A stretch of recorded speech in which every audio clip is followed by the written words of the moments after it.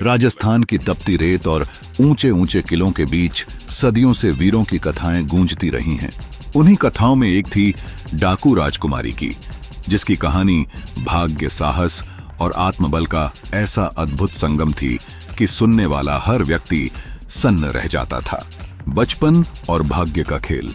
राजकुमारी सुरंगिनी का जन्म चित्तौड़गढ़ के एक छोटे से रजवाड़े में हुआ था। महल में पैदा हुई बच्ची के लिए हर सुख सुविधा पहले से ही मौजूद थी।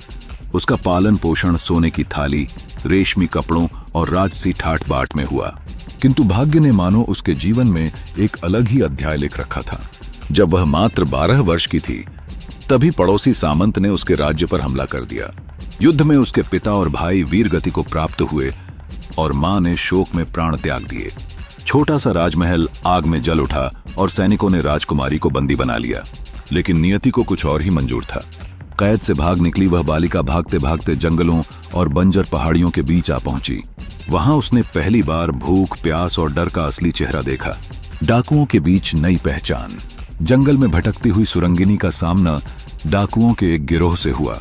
वे लोग पहले तो उसे मार देना चाहते थे, परंतु राजकुमारी की आंखों में अडिग ज्वाला देखकर उनके सरदार ने कहा, यह लड़की आम नहीं है, इसके भीतर जौहर की ज्वाला है, इसे मारना पाप होगा। धीरे धीरे वही गिरोह उसका परिवार बन गया। उसने तलवार चलाना सीखा, घोड़े दौड़ाने की कला सीखी और योजनाएं बनाना सीखा। समय के साथ लोग उसे डाकू राजकुमारी कहने लगे। साहस की कसौटी।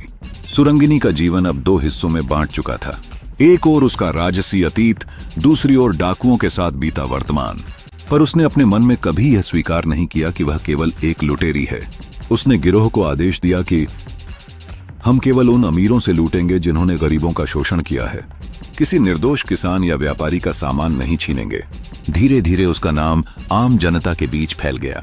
लोग उसे लुटेरी नहीं बल्कि संरक्षक मानने लगे। गांव की औरतें उसके लिए चुपके से रोटियां रख देतीं और बच्चे उसकी तलवार छूकर साहस की कामना करते। दुश्मनों से टकराव। सामंत, जिसने उसके राज्य को छीना था, अब उसकी बढ़ती हुई ताकत से भयभीत होने लगा। उसने राजकीय सैनिक भेजकर डाकू राजकुमारी को पकड़ने की कोशिश की, लेकिन हर बार वह अपनी चतुराई और साहस से बच निकलती। एक बार तो उसने सीधे सामंत के किले में घुसकर उसकी कोठी से सोने का खजाना लूट लिया और उसे गांव के निर्धन किसानों में बांट दिया। उस घटना के बाद लोग कहते, भाग्य ने उसका राज्य छीना, पर साहस ने उसे जनता का दिल लौटा दिया। मन का द्वंद्व।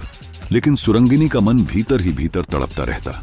वह अक्सर रात में तारे देखते हुए सोचती, क्या मैं कभी फिर से राजमहल में लौट पाऊंगी? क्या मेरा भाग्य केवल जंगलों और तलवारों तक ही सीमित है? गिरोह का सरदार, जो उसे अपनी बेटी की तरह मानता था, एक रात बोला, बेटी, भाग्य हमेशा तलवार की धार पर लिखा जाता है। तू चाहे तो अपनी तकदीर खुद गढ़ सकती है। उस रात सुरंगिनी ने प्रण लिया कि वह अपने राज्य को दोबारा आजाद कराएगी। अंतिम युद्ध और साहस की जीत। कुछ ही महीनों बाद उसने अपने गिरोह को संगठित कर लिया। आसपास के गांवों के लोग भी उसकी सेना में शामिल हो गए। सबने मिलकर सामंत के किले पर चढ़ाई की। युद्ध भयंकर था। तीरों की बारिश और तलवारों की टकराहट से धरती कांप उठी। सुरंगिनी स्वयं घोड़े पर सवार होकर आगे आगे लड़ी। उसकी आंखों में जलती हुई ज्वाला देखकर सैनिक कांप उठते। अंततः सामंत मारा गया और उसका किला सुरंगिनी के कब्जे में आ गया। लोग खुशी से झूम उठे। जिसने सब कुछ खो दिया था, वही अब सबकी आशा का केंद्र बन गई थी। एक नई सुबह।